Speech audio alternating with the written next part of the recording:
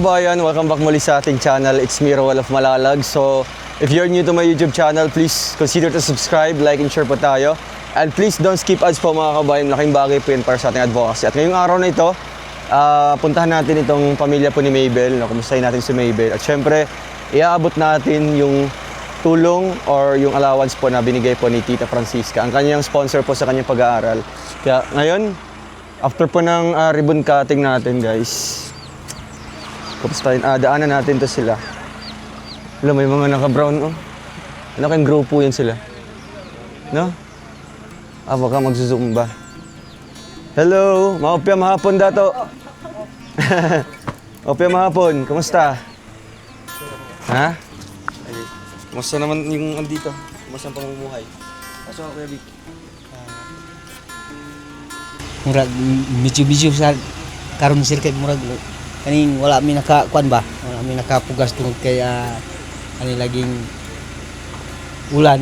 Oh. Niya mo ni giingon sa akong amahan na bisag na kay gikaon murag wa kay sulod nga mo ni nga bulan sa Hunyo. So, parang nung nakaraang buwan, wala mo nakatanom ato. Wala. So karon nga Hulyo, wala mo maani. Wala sir. Wala mo na. Bakit po dati nung Hunyo medyo dagan mo kanang marag problema nga naagian? Grabe gyud o problema sa cancer. Oo. Naagi mga problema. So, Bisag walang-wala na to nalang na kita isip di saligan sa tao. Maka pangita. pero kahit ganun pa man po dato, medyo okay naman yung ano niyo po dito, ang pamilya nimo, okay, nakaka-survive naman po kayo. Okay, sir. Yun yung importante, no? Kanang makakita gapon mag-diskarte ba? Kahit na walang-wala na, marag feeling nyo na, paano, minsan ang kaunong pagkaugma. Yan. Pero matingala mo nga, nagapoy ma-provide, no? May makakain pa rin po. So, kumusta naman yung misis niyo po? Nada sir na ayun na. Medyo okay na siya. So, yung bahay niyo po, okay naman yung bahay niyo? Okay ra sir. Tinay na kuan ja sir murag ni kuan ba ani isa ka ang sur ba? Nabasag? Kalit ra siya ni kuan nahulog. Hulog lang. Baka na lang. Kasi na luagan lang ba, no? Naluag lang pagkakabit. So, nabuak siya. Mo ni na kuan bungya. Sige lang kasi nahulog. kalit lang nahulog. Palit tao. So sige lang, palitan natin yan, no? Ito ng ilisdan kay hindi naman si kuya yung natin suki, no? Baka ililibre lang yan isa. So ayun guys, grabe yung pag-alaga nila ng bahay nila, oh. Nakikita natin na sinong nag-aasikaso ng mga halaman dito? Kayo po. Si misis mo. May mga tanim po kayong gulay dito. Sir, So, kumusta naman yung mga kalabasa nyo? gamay pa sir bago pa na Maliliit pa. kuan. So, mga ilang buwan pa yun bago makabunga? Isang buwan pa? Puro pa na sir. 3 buwan? So, anong nararamdaman nyo po ngayon tayo na nakabisita kami dito sa inyo? Siyempre masaya sir. Masaya po kayo. Nakitaan So, kasi syempre, di ba minsan, kapag dumadaan kami dito, mag-agi-agi na lang yung usahay, no? Kasi nga, marami din kami mga binablog doon sa unahan, lalo yung pabahay. At salamat din kay Kuya, yung papa ni Mabel, kasi isa din sa nakatulong sa atin, guys, nung nasiraan kami ng bonggo doon sa may baba nito. So, siya yung naghanap ng paraan paano kami makauwi, no? Kaya ginamit po yun yung service po ng barangay po nila dito at yung sinakyan namin pauwi. Diba? So, ano yung mga sabi po ng mga tao doon? Sa tungod bahin sa MOA. So, dito siya nakabalo nga, kami din nakatabang dahil. Ang mga istorya sa tao sir, ang yung pasalamatan mo kung kaya nakitaan ang pagkamaayo ninyo. Matid pa sa uban, kinanglan nga ato din na silang batayan. May mga anomalya nga mga sa ilang kuan. Datong suportahan sila. Kasi minsan kasi may mga ibang tao din po na hindi natutuwa sa ginagawa namin. No, may mga ibang tao na wala sila nalipay sa ginabuhat namo. Tingod siguro sila wala po na apel, di ba? So andun yung ano nila, kumbaga nag-iisip din sila ba na kung paano kami siraan or sirain. Pero nagpapasalamat po kami dahil andyan po sila kuya, grupo po nila, mga dato na handa pong sumuporta sa amin, no? Kung ganun man yung mangyayari, andam mo mutabang sa mga dato, no? Lalo na kung may mga problema dito, bahin sa katulad po ng mga ano po, tungkol dito sa kanilang tribo. Kasi nga po minsan, hindi natin inaasahang pangyayari, no? May mga darating po na problema. Si Dato ay isa po sa nakakatulong din po sa amin. At syempre kakausapin din niya yung taong yun kung kabalo si Dato nga napoy sayop, no? So mas maayo nga istoryahan na lang. Yan.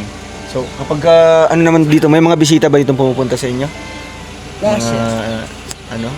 ay Mga Bisaya po mga Bisaya. sila. Kwan ko yung isa yung pagtabag sa ako o may mga problema. Wala po mga Bisaya sa ako. Kasi wala mo nagabase, no, kung unsay tribo ng isa ka tao. Basta importante lang kumbaga Masulbad yung masulbad. Tapos iyang tumong maayo pod. Maayo. Yun. So sa tingin niyo ba sa ginagawa namin okay naman among tumong? Okay, sir. nato? Okay. So, ang inyong tumong na tabangan ang dalsod. So, dako among pagpasalamat Yan sir. yung ano namin, yan yung purpose namin, no, or advocacy namin. Pero diyan po nato maano ang mga ibang tao nga nagabuhat po dog kanang kuan ba kanang ginagpangitaan mig mali, di ba? Kay tungod ang gusto nila na matabangan ang tanan pero di naman na mabuhat jud kay hindi naman po kami sa gobyerno, no? Hindi kami sakop ng gobyerno. Kaya kung may nakita lang po kami kagaya ni Mabel, kami na mismo ang tutulong po, no? So, Kaya balik sa ako sir. Siyempre, kana nahulog mo lang nga raffle. oo, Raffle. kami bahala kung sinong ano. Kinsa gitugot sa Ginoo nga mo'y mahatagan ninyo, mo ra gid na siya mandagan. Kaya ang Ginoo may mo guide Guide. sa inyo nga mo niya tawhan natin tabangan. Pareha ni Mibel. Ginoo pud ang guide sa iya nga inyo makita siya Mibel. Na makita namin, ano. Kasi akalain natin, no? Simpleng ano lang po, nagbebenta lang po ng mga saging dati, saging kamote. Nakita natin sa tabing kalsada. At doon po nagsimula, no? Doon nagsimula na natulungan natin, no? Nabago yung buhay nila. Ayan. So, ayan, syempre, nandito din si Mabel. Ano, wala kang pasok ngayon? Dito ka? Ayan. Kumusta ka naman? Okay lang po, kuya. Kumusta yung pag-aaral mo? Okay lang po. Second year college na. Oo po. So far, sa first week, di ba? First week na natapos. Ano yung pagkakaiba at yung medyo challenging sa'yo? Sa ngayon po, kuya, wala pa po, kuya. Di pa pressure. Pero sa tingin mo, maipagpapatuloy mo yung ganyang kurso? Oo po. Pero, maliban sa sa teaching or education, ano pa yung second choice mo? Kwan. Pagiging nurse po, Nurse kuya. talaga. Kasi, yan naman talaga yung gusto mo sana. Pero, alam mo naman yung nurse, kailangan pera talaga, no? Malaki ang pera yan. Ang education is, hindi naman masyadong mahal yung niya, yung gastos. So, ngayon Mabel, meron akong dala dyan, no? Galing kay Tita Francisca. And, kumusta naman yung yung pang araw-araw doon sa Valencia? Minsan po, kuya, talaga, Kinakapos. kinakapos po. Hindi, normal naman po talaga yan. Tas, yan lang. How about kung kinakapos ka doon tapos hindi pa kami nakapagbigay, and then, ano yung ginagawa mong diskarte? Ano po, kuya, sometimes po, may kumukuha sa akin na, pag-model po, and then pag po-promote po sa nila, sa product nila po. Bali, mga endorsement. Oo po. So, yung binibigay naman nila, ano yan, isahang bigay every shoot or ano?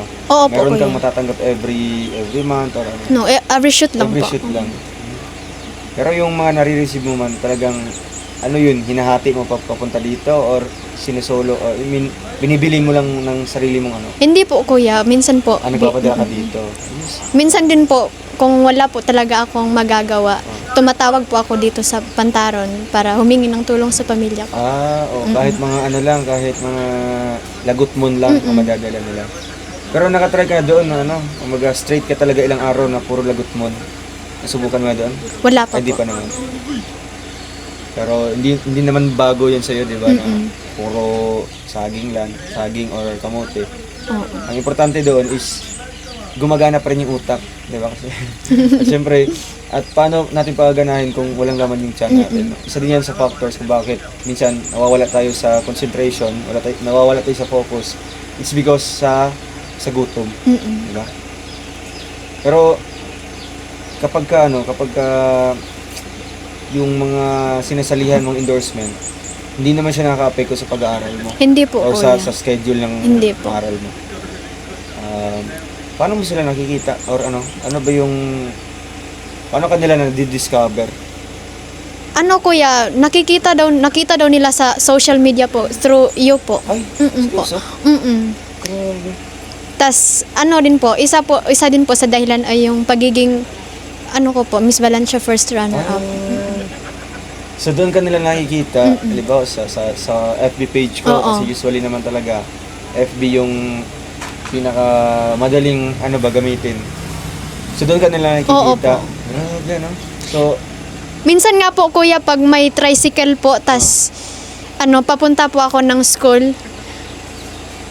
Most of the may mga tricycle driver po na nakakilala sa and hindi po ako pinapabayad. Wala, grabe.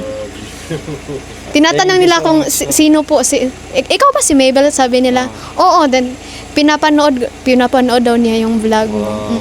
Grabe. Saan yun sa Valencia na Oo po. tricycle drivers? Mga rela drivers.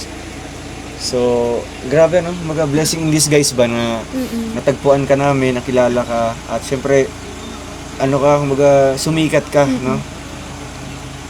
Kaya thankful tayo sa mga ganyang tao na talagang kahit hirap din sila sa buhay, 'di ba? Kasi nga nagmamaneho lang, namamasada lang.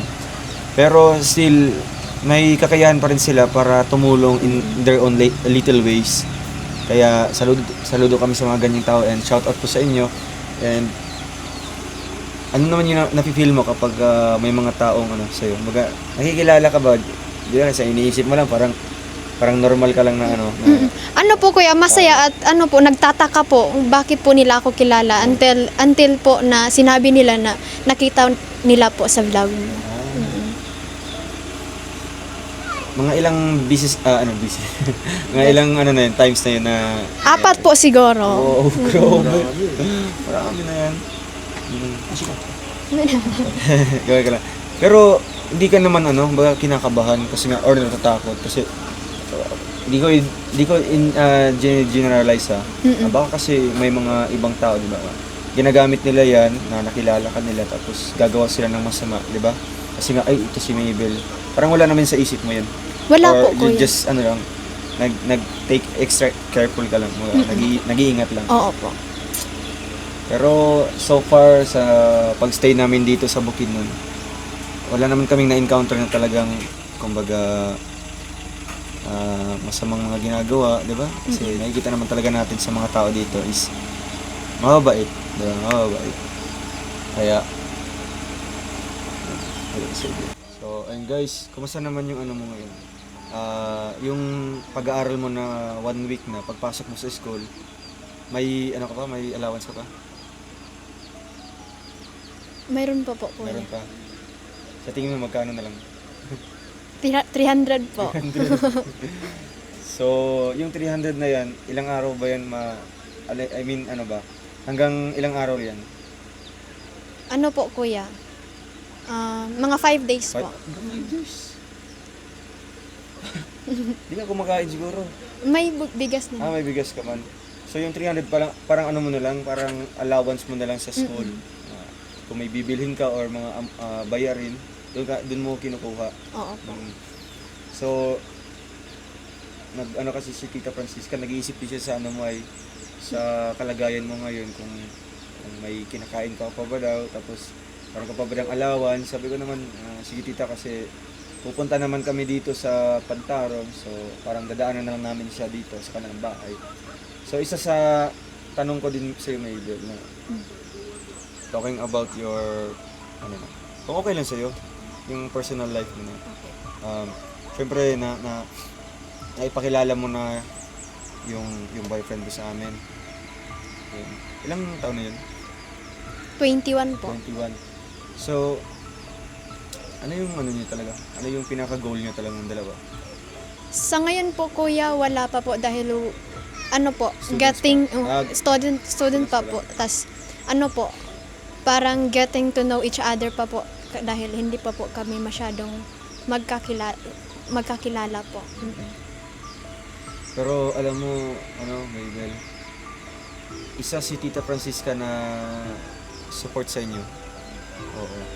Kasi ang tinitingnan kasi niya, it's not the kumbaga nagkaroon ka ng boyfriend, kundi kung ano yung mga nagawa mo sa school, kung ano yung mga pinagsikapan mo ba, 'di ba? Kasi alam yung mindset kasi ng ibang tao na distractors 'yan, no? Pero nakikita naman niya na nagsusumikap ka pa rin. Is that true? Yes po. At evident, kumbaga ano naman talaga, kumbaga dito. Nakikita naman talaga 'yan, no? Una sa lahat is yung naisali ka sa Dean's Lister, no? Kapag naisali ka diyan, meaning to say,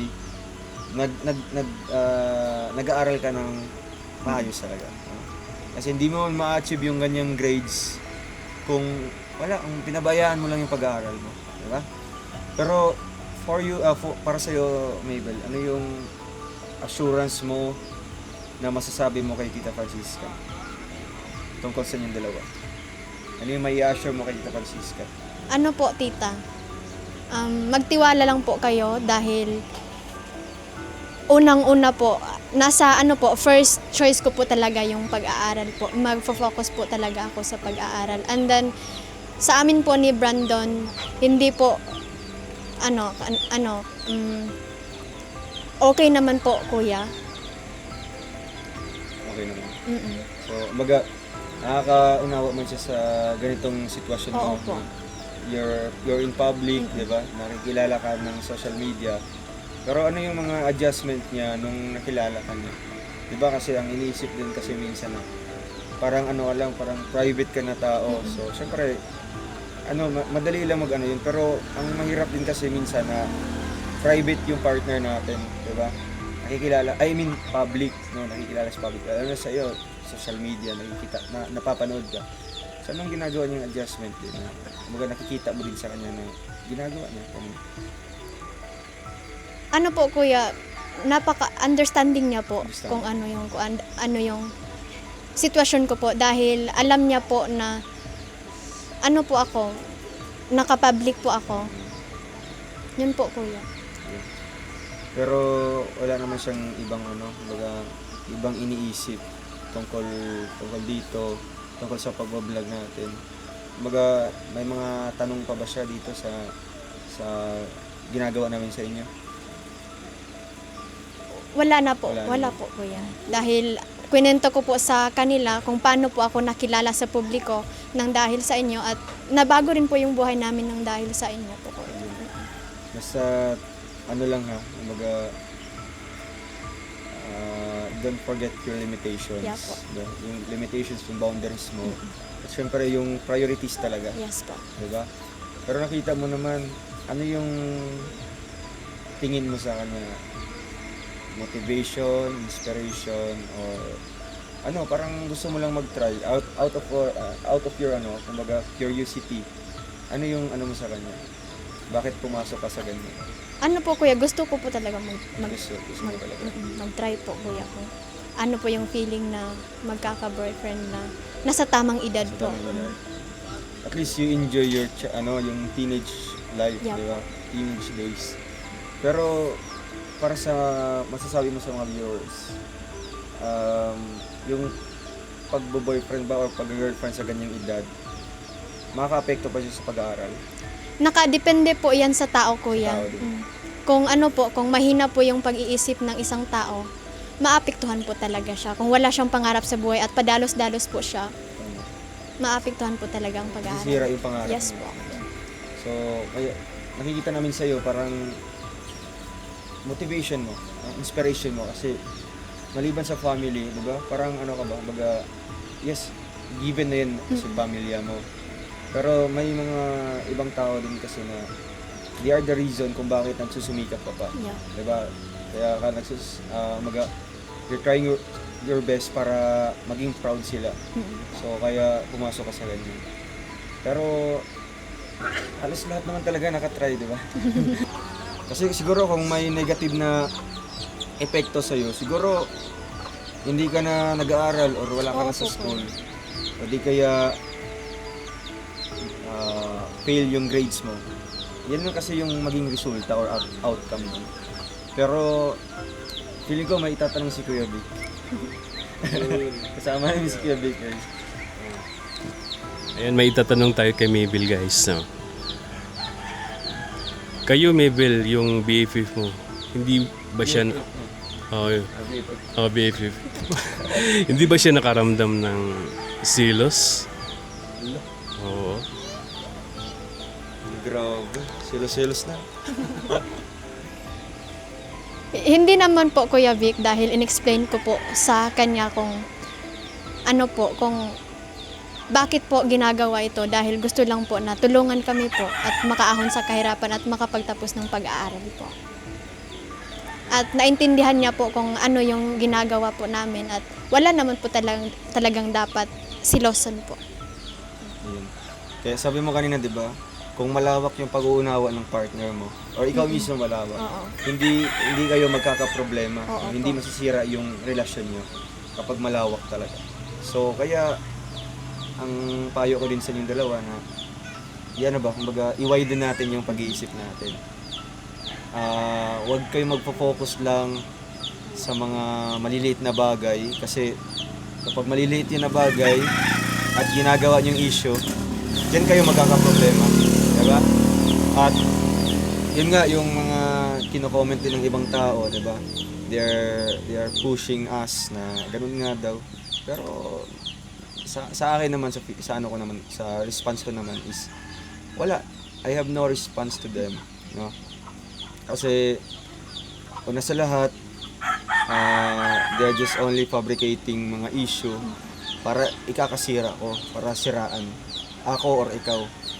Second thing is they're not worth pa na patulan or paliwanagan.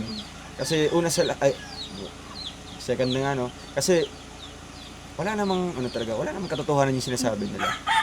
Kaya ako, kumbaga dati I'm trying to kumbaga limit myself ba na tumabi sa'yo or ma-one-on-one kita kasi dahil sa mga nila pambabash. Pero from time to time natutunan ko na kung mas lalo mo pa silang binibaby or iniiwasan, mas lalo silang gaganahang i-bash ka, di ba? Kaya guys, kung ano man yung mga ginagawa nila, wala naman talagang pagbabago diyan, no? Mas lalong lumalala kung iniiwasan mo, di ba? Halimbawa, ganito, magkatabi tayo. Kung iiwasan kita, may masasabi pa rin sila. Kung tatabihan kita, may masasabi pa rin sila. Kaya ang pipiliin ko na lang, ganito na lang. Di ba? Kasi wala naman tayong dapat pang i-pretend pa, wala na tayong dapat pang pagtakpan pa. Kasi wala, ano lang sila, kumbaga they are just kumbaga umaasa lang sila. Umaasa sila sa kanilang negatibong pag-iisip, no? Sa kanilang narrative, pero negative yung pag-iisip, di ba? They're just nagre-rely lang sila doon. And wala naman talagang katotohanan yan. Kaya sa akin siguro na lang, pagpatuloy na lang nila yan, no? Hanggang sa magsawa sila, and kami naman talaga at ako po, wala akong panahon pa para isa-isahin silang paliwanagan. And for you naman, ano yung mga ano yung mga ginagawa mo if you read sa mga comments na ganyan? Dinidedma po, Kuya. Dead ba din? Pero nababasa mo yung mga comments nila? Oo po, Kuya. Diba? May choice din kasi tayo. Pwede nating patulan At pwede naman nating deadmahin. Pero kung papatulan kasi natin, parang ano tayo, parang ano na tayo ba? Kumbaga, para tayong pumapatol sa may sakit. Alam mo yung mga ganun na may sakit sa pag-iisip, halimbawa lang ganun, na hindi naman talaga dapat gawang issue yan. Pero para sa kanila issue yun. Di ba parang kang pumapatol sa mga ganyang tao ba? In the first place na ikaw yung matino or tayo yung matino, tayo yung uunawa sa kanila. Di ba? Kasi nga may sakit sila. Pero guys, ano lang, kumbaga, ipagpatuloy nyo lang, no? Kasi naniwala naman talaga ako na ang makakatulong sa kanila para makarealize sila is yung sarili din nila, no? If they figure out talaga kung ano yung katotohanan, so siguro sila yung mismo magsusuko sa pambabash sa akin o sa atin, di ba? Basta ano lang, kumbaga, hayaan mo lang sila. I know after this interview, andyan din sila. Pero wala, ano lang, kumbaga, they're trying to dito. Para silang nagtatry na magdig sa isang bundok, naghahanap ng gold. Kaya, isipin mo yan, magdidig ka lang, magbubungkal ka lang sa bundok, maghahanap ng gold. So parang imposible, no? Imposible siyang makahanap ka ng gold. So in relation naman sa atin, parang imposible siya na makaapekto sa atin kung gagawa sila ng ganung moves o ganung mga pambabash sa atin. Kasi isipin natin, tayo yung bundok, malaki. Tapos sila, parang yung nagbubungkal lang doon kasi naghahanap ng gold. So parang gumagawa sila ng issue at binabato sa atin.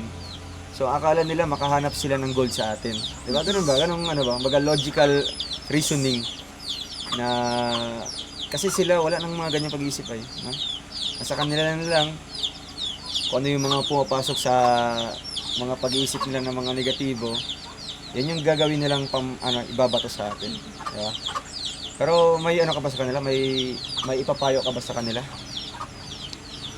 Kahit pa po payuhan po sila kuya, siguro hindi na po magbabago dahil kung ano po yung ugalin niyo po pagkabata, kung ano yung tinuro ng magulang niyo po sa inyo, yan na po pagkatanda po kuya. Siguro po, yan po kuya. Hindi na magbabago. Hindi, in short, di na magbabago. Oo po.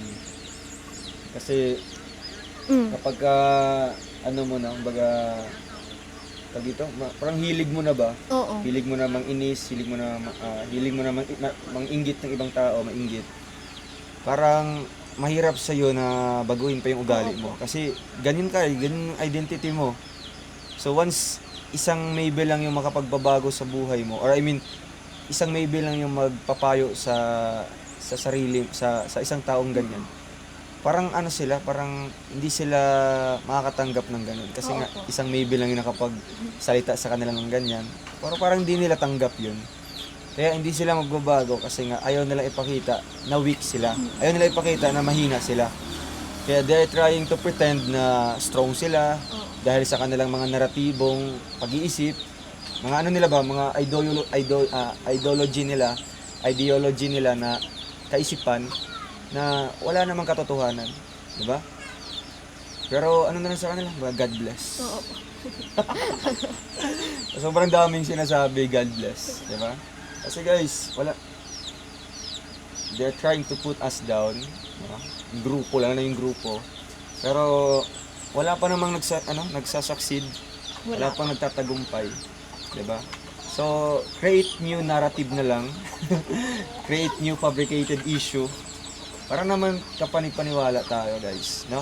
Para naman po na medyo may dating ba at paniwalaan ng ibang tao. Pero kung paulit-ulit lang, obsolete siya na issue, ay, wala, nakakasawa lang basahin or panoorin. Diba? So meron akong ibibigay dyan ha. Oo. Bin, palaw ka bin. Nagpaabot si Tita Francisca sa inyo ng bigas tapos groceries. Yan daw ay kumbaga pantulong mo dito sa pamilya mo bago ka uwi sa Valencia. Ayun. At thank you din kay Tita Francisca. May t-shirt po siya na Trom at meron din po kay Brandon. Ayan, may bigas tayo guys at groceries. Anong message mo kay Tita Francisca? Salamat po tita sa bigas at groceries po at sa t-shirt po. Salamat po tita. Ang laki po ng bagay ang bigas po malaki po itong tulong po sa pamilya ko po dahil sa ngayon po wala po talagang magagawa yung parents ko and then kakatanim lang po namin ng kalabasa. Then salamat po talaga tita. Ingat po kayo palagi. Ayan. Tita Francisca, maraming salamat po sa iyo. At ito, bumili na po tayo ng isang kaban na bigas. Tapos groceries po. At maliban pa dyan, may iabotin ako na ayan, allowance mo, no, sa school para pandagdag sa gastusin mo. So 1, 2, 3, 4, 5, 6K yan, no? Umaya nandun sa nabawasan kasi kanina. Pero 6K yan. So, Tita Francisca, thank you so much po. And talagang siya yung kusang nag-initiate na, Dong, bisitahin mo si Mabel, abutan mo ng ganito, ganyan. Di ba, minsan na naman kami makakabisita dito sa inyo. Kasi nga, dito may mga bagay din kami pinupuntahan, mga ibang lugar din kami pinupuntahan at meron kaming project dito. Pero sa ngayon, ito may tulong siya at konting groceries, no? I hope na makatulong din yan sa pamilya mo, Mabel. So, kailan ka babalik-balan siya? Mamaya po. Mamaya. Okay. So, pwede ka man, mag-spend ka muna ng ilang oras dito sa pamilya mo para makasama mo sila. So, ayun lang, Mabel. Thank you so much sa iyo. At syempre, thank you din kay Tita Francisca sa tulong po para kay Mabel. And patuloy lang, no? Lalo sa pangarap, patuloy ang pangarap. Kanta yun, So, alis muna kami. Salamat Thank you, kayo, thank kuya. you. Kaya, terima kasih tato. Yun. So, salamat po at uwian na po tayo, guys. Bye-bye po.